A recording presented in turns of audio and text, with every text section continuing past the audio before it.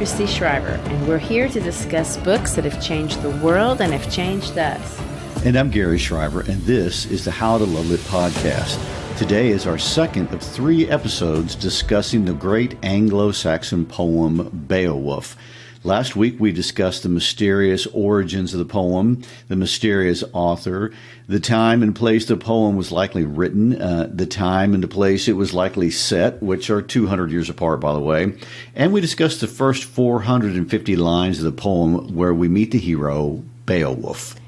Well, don't forget, we talked about J.R.R. Tolkien, the Anglo-Saxon scholar and author of The Lord of the Rings, who is largely responsible for elevating this ancient poem, a poem not even written in understandable English, and to become from what was maybe a little archaeological curiosity to become part of the mainstream English-speaking curriculum almost anywhere in the world.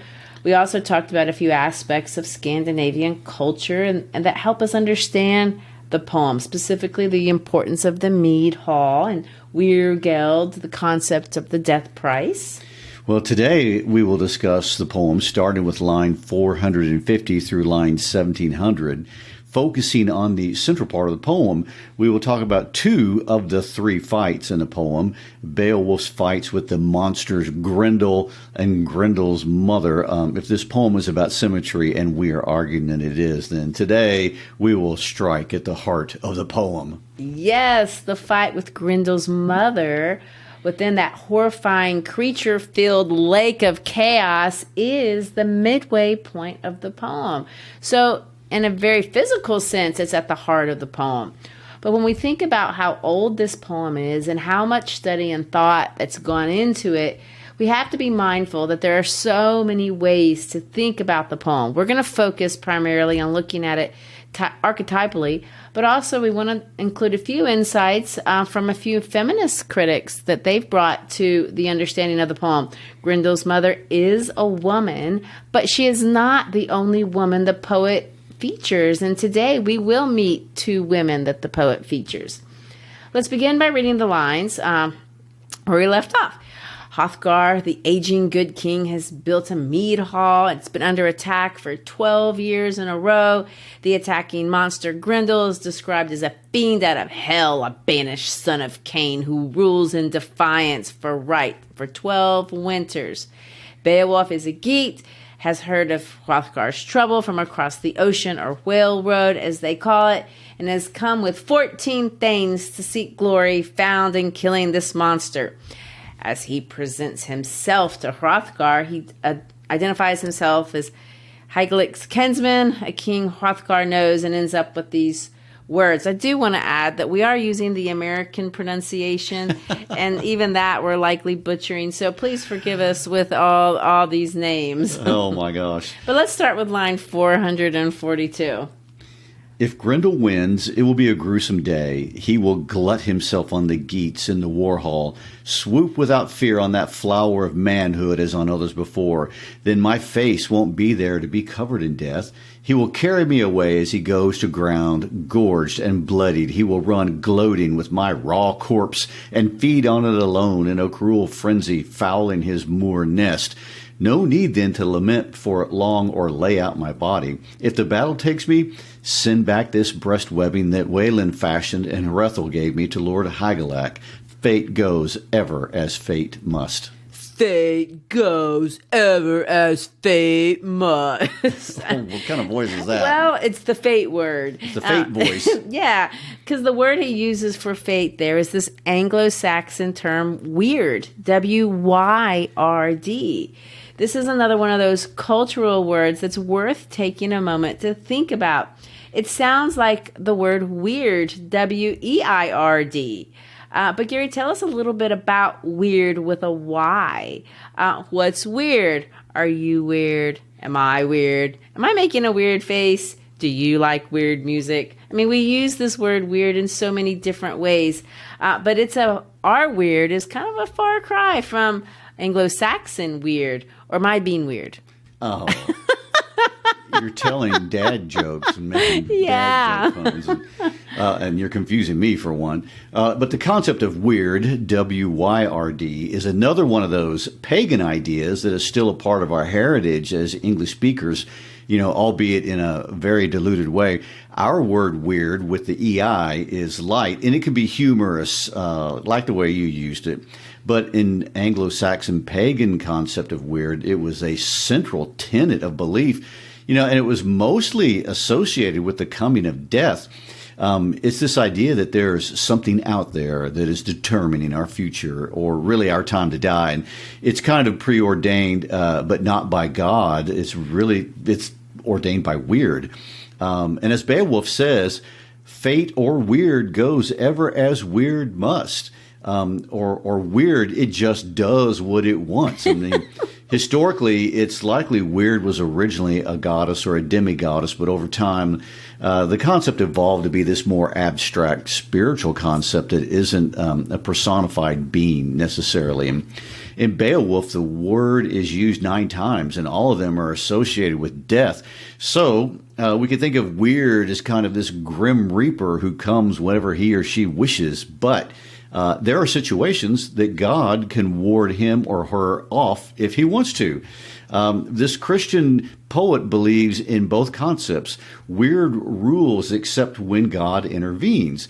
We see Wyrd embedded in our culture today when we say things like, well, if it's my time to go, it's my time to go. I mean, who is making that decision that it's your time to go? Well, the Anglo-Saxons would call that weird.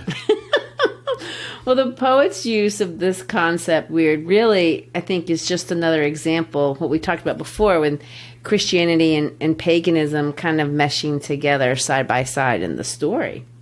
Definitely. Weird is absolutely a pagan concept the poet and his audience just accept. But this Christian poet is modifying it and saying, yes, weird does exist, but God can control it. In Beowulf, the word weird often shows up side by side with the word Almighty God. So we see this side by side coexistence of 2 very opposite worldviews. And, from a historical perspective, it's easier to understand Beowulf more as an elegy than an epic poem. I mean, it's celebrating a well-lived life, but even the best of us do not escape weird. Anglo-Saxons and really all Norsemen understood that weird was in control and death would always win. And even Norse mythology is fatalistic. No one escapes. I mean, we can run, but we will never hide from weird. No, I get it.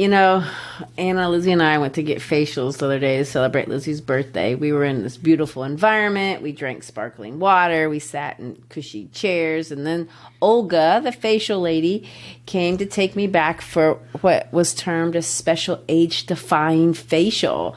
I laid on the table and asked Olga, are you going to make me look just like Lizzie with this treatment? And she looked at me with no smile and said, no. And then I said, well, I'm here trying to ward off, death and aging. And she responded and said, yes, and you will lose. She sounded like she came straight from the mead hall. That, and that is totally a weird thing to say. To quote Beowulf, weird goes ever as weird must. There's nothing Olga or anyone can do about it. And when we're young, we're not supposed to feel much fear of weird. And the Beowulf of the first part of the poem is a young man.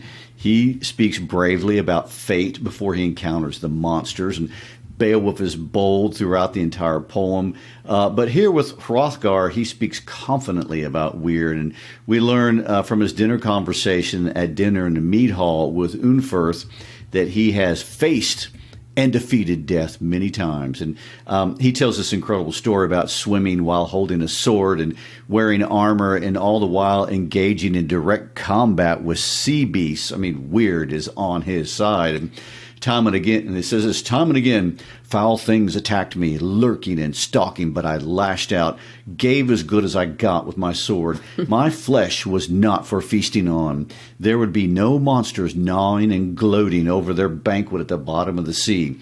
Instead, in the morning, mangled and sleeping the sleep of the sword, they slopped and floated like the ocean's leavings. Wow. I know. I like how the poet gets so graphic. It's not just here, and it's fun.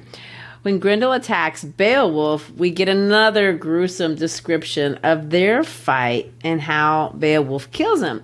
But before we get to the fight scene, the poet devotes attention to that meal that you just referenced in the mead hall. We get to meet Queen Hrothgar. That's Hrothgar's wife. Queen Hrothgar has a very central role in this meal, and she exerts a lot of power in her role as a hostess and as a gift giver. She engages and she serves the thanes personally. I mean, this demonstration of the Anglo-Saxon understanding of female power, and it's different and it looks differently than male power and serves a different purpose in Anglo-Saxon society, and it's a very important purpose. I mean, Wealhtheow commands quite a few lines from the poet. Hrothgar, King Hrothgar, the ring giver, is the model ideal king. In some ways, I think we'll see that he can be compared to the dragon, who is an aberration. Hrothgar, the peace giver, the queen, she's the model queen, and she can be compared with Grendel's mother, who really is an anti-queen. Grendel's mother is the expression of female power at its worst. Her aggression almost takes down Beowulf. Queen Hrothgar is in the hall, as well as Queen Haig later on in the text. They're both very powerful, but they don't wage war. They weave peace. They weave peace among the thanes, and they weave peace among peoples. They build alliances. They make men engage properly. They restrain them. Wealhtheow's whole reason for being married to Hrothgar was to bring peace. And in the mead hall, she's described as moving through with this drinking bowl, weaving social cohesion. It's the fundamental role of a queen. Bring peace to feuding men who can't make peace on their own. This, of course, is the exact contrast to Grendel's mother, who's an avenger, desperate for revenge. And although, revenge is at the heart of Anglo-Saxon and Viking culture during this time period, a good queen weaves peace, not war. And although Grendel or a male aggressor may seem oppressive and dangerous, the poet clearly suggests, and really, I know this is in other parts of Anglo-Saxon literature too. It's not just this poet that says this, but female aggression is deadly. It's indirect, it's subversive, it's more difficult to eradicate, and maybe more dangerous than the male counterpart. Well, there you go. There's your girl power. I mean, there's a lot of research from 21st century psychology that I think agrees with the poet. But before we talk about Grendel's mother, let's look at Grendel. Grendel's attack is based solely on overpowering his opponent in the dark. Quote, out of the night came the shadow stalker, stealthy and swift. Now, I'll begin with line 710. In off the moors, down through the mist bands, God-cursed Grendel came greedily loping. The bane of the race of men roamed forth, hunting for a prey in the high hall. Under the cloud murk, he moved towards it until it shone above him, a sheer keep of fortified gold. Nor was that the first time he had scouted the grounds of Hrothgar's dwelling. Although never in his life before or since did he find harder fortune or hall defenders. Spurned and joyless, he journeyed on ahead and arrived at the bawn. The iron-braced door turned on its hinge when his hands touched it. Then his rage boiled over. He ripped open the mouth of the building, maddening for blood, pacing the length of the patterned floor. And with his loathsome tread, while a baleful light, flame more than light, flared from his eyes, he saw many men in the mansion sleeping. A ranked company of kinsmen and warriors quartered together, and his glee was demonic, picturing the mayhem. Before morning he would rip life from limb and devour them, feed on their flesh. But his fate that night was due to change. His days of ravening had come to an end. Remember, Grendel is the son of Cain, and this is not a throwaway comment. Cain in the Bible murdered for envy. His brother did better than he did, and instead of bringing up his game, the Bible says this. And this is God talking to Cain. If you do well, will you not be accepted? And if you do not do well, sin lies at the door, and its desire is for you, but you should rule over it. Well, obviously, Cain chooses not to rule over it because in the next sentence he kills his brother. But if we look at this text, we see adjectives that describe Grendel in this kind of the same way. He's greedy, he's joyless, he's filled with boiling rage. These are attributes of Cain. And after Grendel kills people, he doesn't even know, but he hates them because they're joyful. It says that he feels glee, demonic glee. This is the poet's picture of evil. Envy breeds bitterness, bitterness breeds rage, rage leads to murder, murder breeds demonic glee.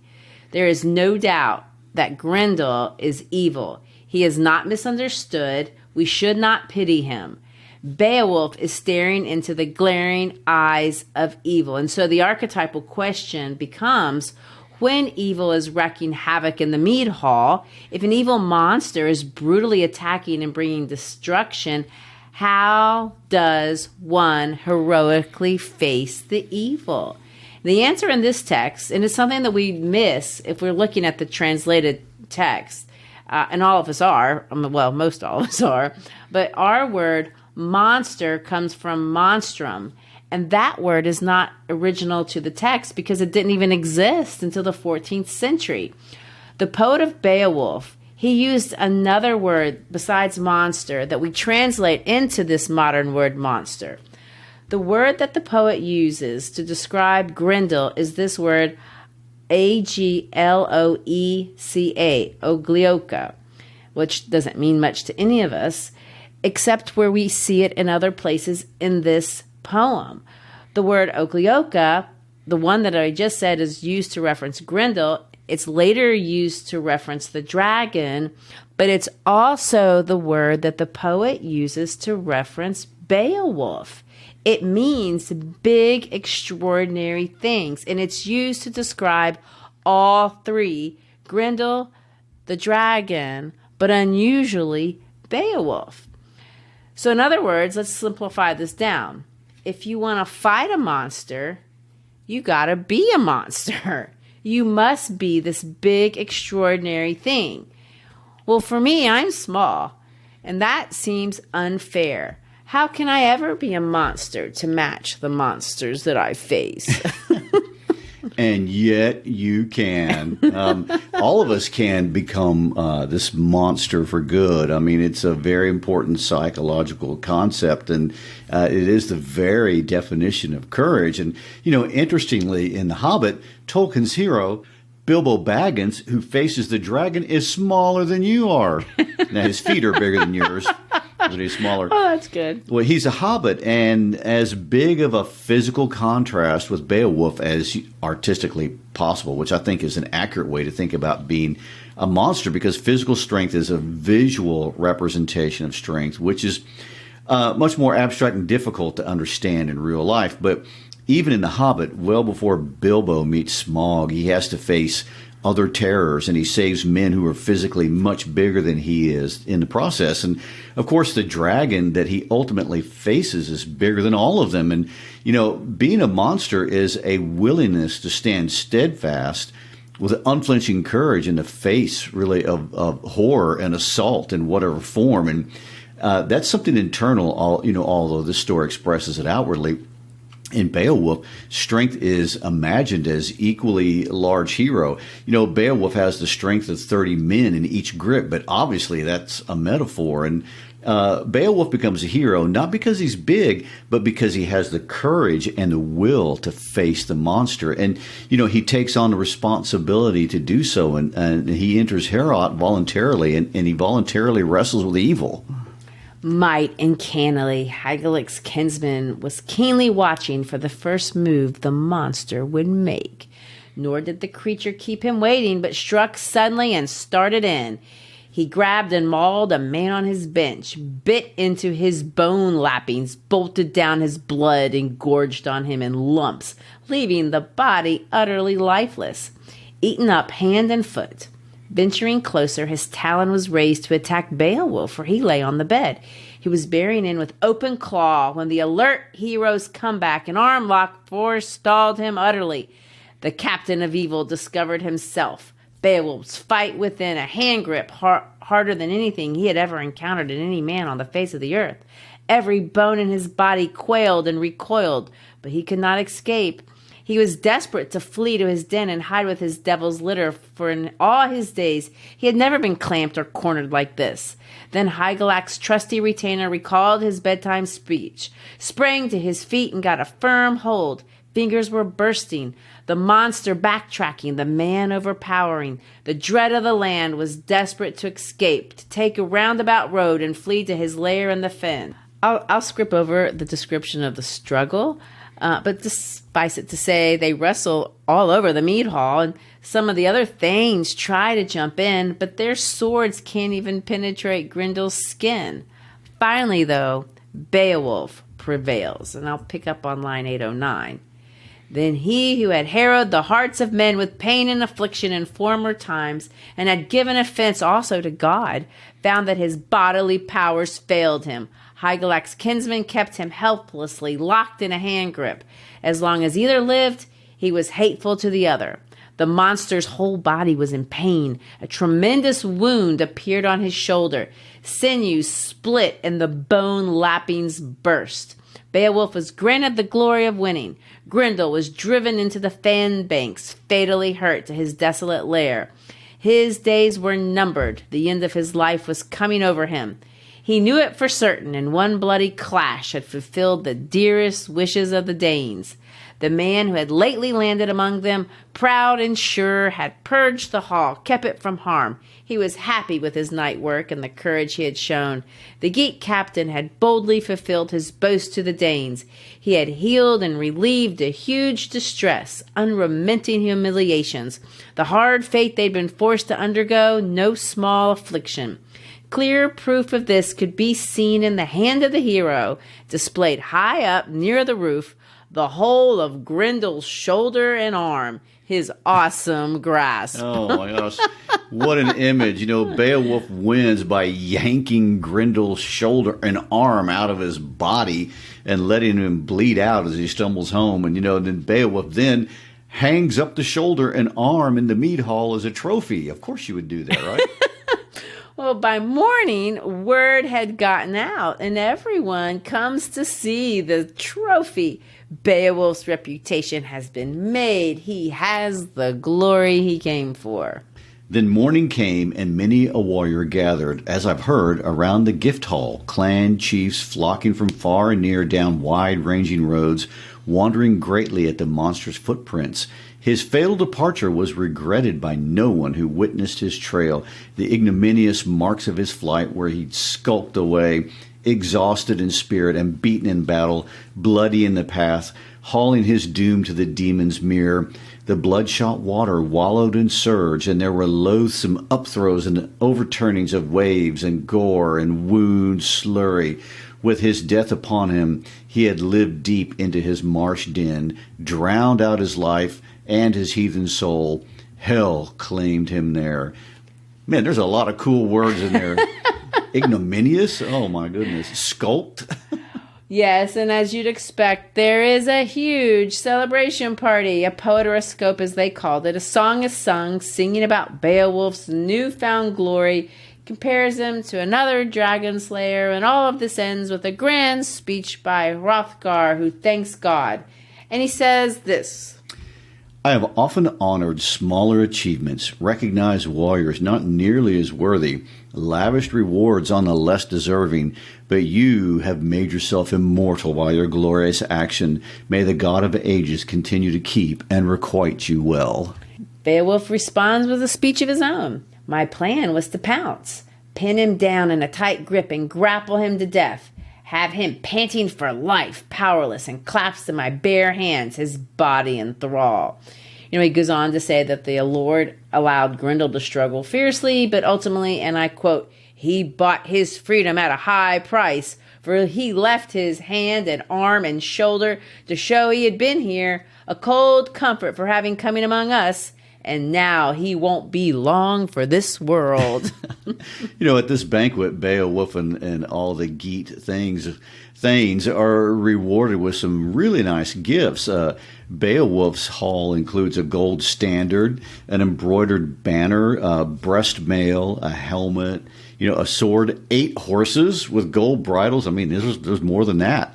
Well, it was joyous, and the queen gets the last words. Enjoy this drink, my most generous lords, and raise up your goblet. Entertain the Geats duly and gently. Discourse with them. Be open-handed, happy, and fond. Relish their company, but recollect as well all of the boons that have been bestowed upon you. The bright court of Herod has been cleansed. She goes on to say, as wonderful as Beowulf is, he won't be the next king. That's for her sons. She gives him a necklace and more gifts, and when she finishes talking, there's a round of applause. We're reminded of the model of a good queen, because we have to prepare for the opposite. Beowulf heads out for the evening. Well, that night, Grendel's mother comes to Herod to attack, but her attack is really different. She doesn't strike 30 men the way Grendel did. She targets one man who happens to be Hrothgar's best friend, a man by the name of Aeshra. And on her way out, she takes with her Grendel's arm and shoulder. Only a mother would do that. Oh, my goodness. Hrothgar immediately, tracks down Beowulf and asks him to pursue Grendel's mother. Aeshra, he says, was a soulmate, a true mentor, my right-hand man when the ranks clashed. He challenges Beowulf by saying, "Bear up and be the man I expect you to be." There's a couple things I want to point out here. First of all, notice how differently the female fighter wages war. She forces Beowulf into her mirror. That's tactically different. The author distinguishes male and female aggression. And, although gender discussions are difficult sometimes, traditionally men are considered more aggressive than women, but research shows, and my experience shows, that is not true. Women are actually just as if not more aggressive than their male counterparts. It really just expresses itself differently, like we see expressed by this poet 1,000 years ago, I'd like to point out. Well, when you say research, what data are you thinking about? Well, I'm not going to quote sources, but there's a lot, and I don't want to digress too much on this, but one example would be the data on cyber aggression and tracking cyber aggression in males versus females. And, women are highly aggressive online, and not just towards other females, if you were thinking that. But it's not just online. Female aggression can be physical and violent, but it's really often characterized by being more indirect, which is what we see in the story. Beowulf and his thanes pursue Grendel's mother towards her mirror. As they get to the water, they find Aeshra's head at the foot of the cliff. Not much is more aggressive than a violent beheading. No, that's brutal. But here they are at the edge of the water. Archetypally, water represents chaos. And if you notice, the world of Beowulf is always surrounded by water at some point. There's water everywhere. But here we see a common archetype, water, which represents chaos, and it's going to merge with another common archetype, the underworld. Beowulf makes a choice. Does he or does he not willingly undertake this trip to the underworld? But to get there, he must go through water, sheer, horrifying chaos, a watery hell. It's an awful expression of hell. I want to read it. The water was infested with all kinds of reptiles. There were writhing sea dragons and monsters slouching on slopes by the cliff, serpents and wild things such as those that often surface at dawn to roam the sail road and doom the voyage. Not good. No, and this time though, unlike the last time, he takes weapons and he needs them. And I don't want to digress too much again on female aggression. Don't or I'll aggress you. No. Right. Well, this is a little side note. in psychology classes, of whenever I instruct about the female aggression, the guys have no idea it's going on. They're clueless. It's indirect. It is. And, anyway, the poet's very intentional about this. And I say this from a historical perspective as well as a psychological one. The Anglo-Saxons were very concerned with female power. They did not trust women. They saw women they had special powers to bewitch men, and there's a lot of warnings for men to be weary of women. And when Beowulf was ready to beat Grendel man to man, when he goes to face Grendel's mother, he wears mighty hand-forged mail, which saves his life. A helmet, and the ancient sword of Unferth gave him. It was a weapon that had never failed in its long life. In other words, he prepared as best he could with the best resources available for this fight. And he goes on to say, he dived into the heaving depths of the lake. It was the best part of a day before he could see the solid bottom. Quickly, the one who haunted those waters, who had scavenged and gone her gluttonous rounds for 100 seasons, sensed a human observing her outlandish lair from above. So she lunged and clutched and managed to catch him in her brutal grip, but his body, for all that, remained unscathed. The mesh of the chainmail saved him on the outside. Her savage talons failed to rip the web of his war shirt. We don't have time to read this entire skirmish either, but it's very brutal. Beowulf, although he's bigger than Grendel's mother, cannot dominate her. He can't get his sword out to work either. So he tries the same strategy that he used when he was successful with Grendel. He tries to rip off her shoulder. Then the Prince of War Geats, warming to this fight with Grendel's mother, gripped her shoulder and laid about him in a battle frenzy.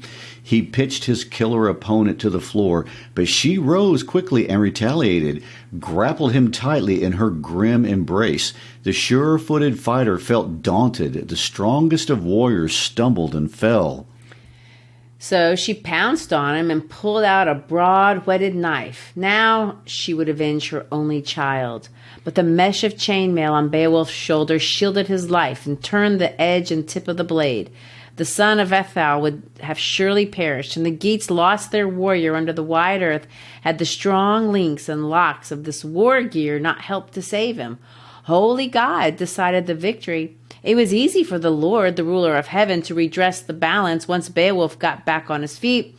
Then he saw a blade that boded well, a sword in her armory, an ancient heirloom from the days of the giants, an ideal weapon, one that any warrior would envy, but was so huge and heavy of itself, only Beowulf could wield it into battle.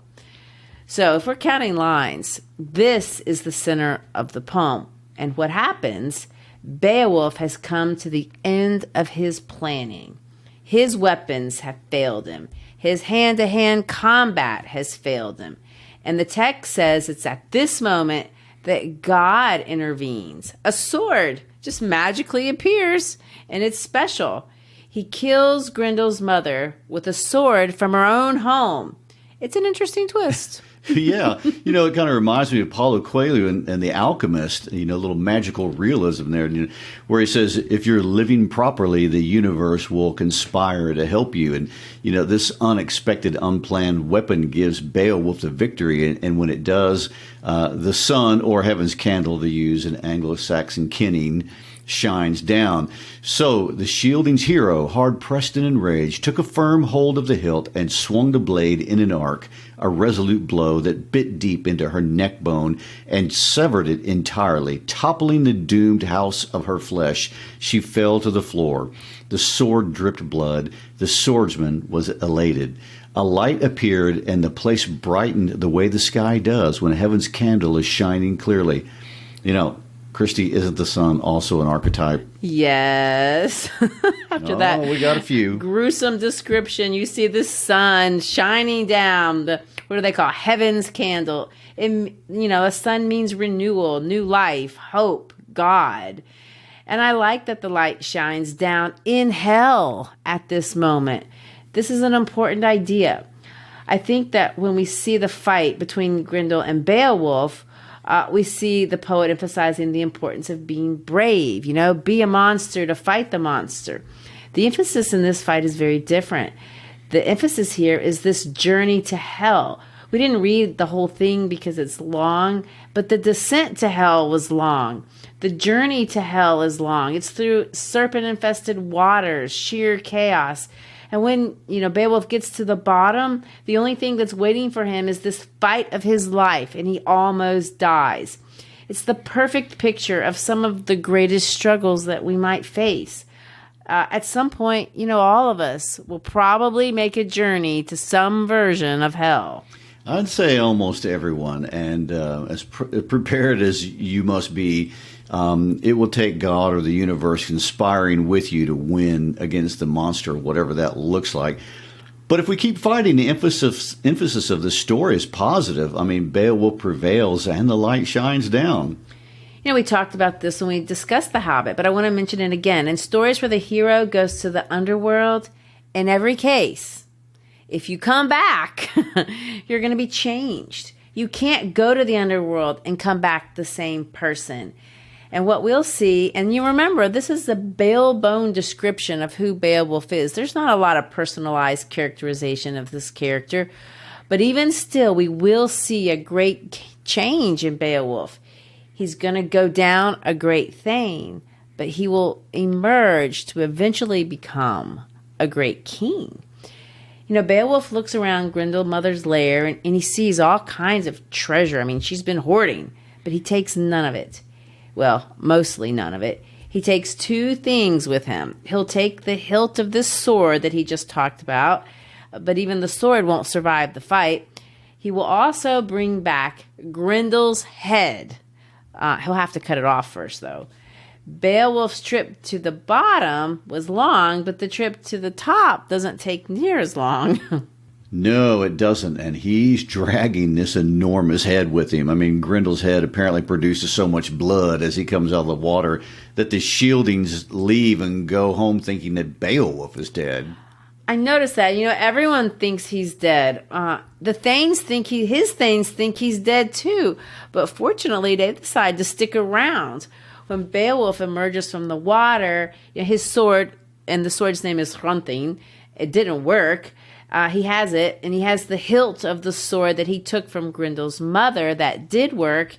He's wearing his mail. He has this helmet, and he's hauling Grendel's head, which will take 4 thanes to host and haul on a spear back to Heorot.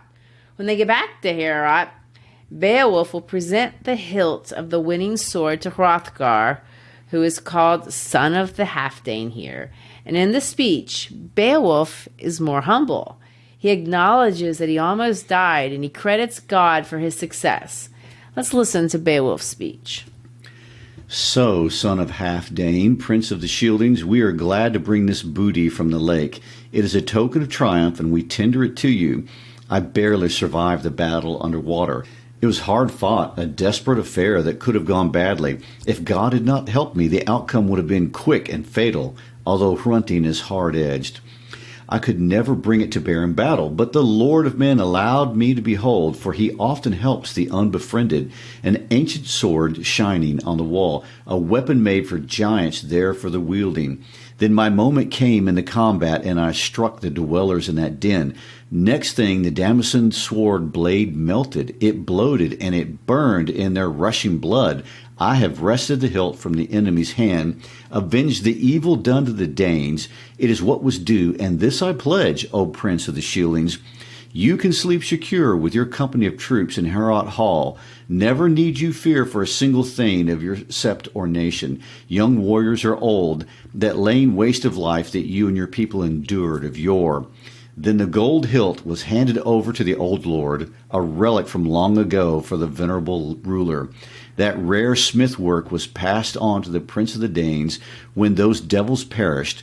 Once death removed that murdering, guilt-steeped, God-cursed fiend, eliminating his unholy life and his mother's as well, the speech goes on a little longer, but we don't have time to read it all. So, Christy, what do we make of this triumphant return and his presentation of the sword hilt to King Hrothgar?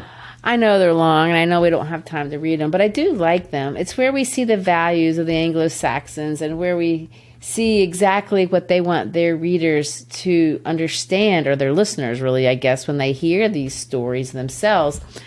You know, I'm reminded of what Tolkien said to C.S. Lewis. C.S. Lewis had famously said to Tolkien that myths were lies and therefore worthless, even though breathed through silver. That's the quote. And Tolkien famously responds and say, no, they're not lies. In fact, they are the essential truth, the primary reality.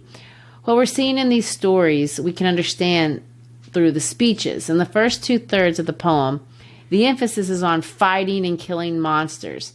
How does one defy and triumph over evil? Beowulf the Thane, that's what he does. He's faced and he fought Grendel, and he voluntarily goes to hell and back, almost dying in the process.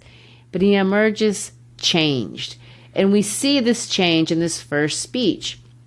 What does he do? He's giving Hrothgar something. Now, this is interesting and in some ways unexpected. He doesn't owe Hrothgar anything. He's not Hrothgar's Thane. He's Hygelac Thane. To the contrary, Hrothgar owes him something. But Beowulf's first act is to give a gift. To me, this signals a change. He's not a Thane chasing glory. He's a gift giver. That's the term the Anglo-Saxon poet uses for king. Beowulf's not a king here, but he's acting like one. He's acting in a way that demonstrates true leadership. Leadership is not being the biggest Thane in the room, the one with the most power or the most money or the best breeding. You know, leadership is this mindset shift. It's not what I can take from you. It's what I can give you. It's a complete reversal in thinking, a change in worldview. The rest of the poem is an expression of how one acts as a king, as a leader. What's the difference between a good king and a dragon? What does one do with power after you get it? It's one thing to become a hero, especially if you have nothing before. But what if you're sitting on wealth? What if you can hold gold or hoard gold if you want to? What if you're powerful? What if you can breathe fire? We've seen more than one leader over the centuries rise to leadership only to emerge not as a king, but as a dragon. If it takes a monster to overcome a monster, if it takes going to hell to become noble, what does it take to be a good king? And do all kings have to slay dragons? These are some of the final questions of Beowulf and the ones that we'll be talking about next episode. But as we leave this one, let's give Hrothgar the last word. He sees in Beowulf not just a monster slayer, but now a protector of his people, one who upholds justice and truth. And for this reason, he wants to be his friend. Then everyone hushed as the son of Halfdane spoke this wisdom. A protector of his people, pledged to uphold truth and justice and to respect tradition, is entitled to affirm that this man was born to distinction. Beowulf, my friend, your fame has gone far and wide. You are known everywhere. In all things you are even-tempered, prudent, and resolute. So I stand firm by the promise of friendship we exchanged before. Forever you will be your people's mainstay and your own warrior's helping hand. Well, next episode we will pick up from here and finish looking at Hrothgar's speech to the young Beowulf. Then we have to skip 50 years into the future to see how Beowulf's life ends. There's no suspense here. Beowulf, by the way, we know that he will face the dragon. We know that he will face Wyrd. He will die. But we also know it's not all that tragic. And we will see what the Anglo-Saxons think was a life well lived. Well, there is a lot to unpack in 3,000 lines, and we hope you're enjoying it as much as we are. Thank you for listening this week. Next week, we will conclude our discussion of Beowulf. If you've enjoyed the series, please honor us by leaving a positive review or comment either on our podcast app or our YouTube channel, which we would like to remind you all is out there. So please give us a 5-star rating, share this episode with a friend via email link, a text message, post it on your social media. If you're a teacher, don't forget to check out our website. You can find links to all of our episodes as well as listening guides for classroom instruction. Thanks for being with us. Peace out.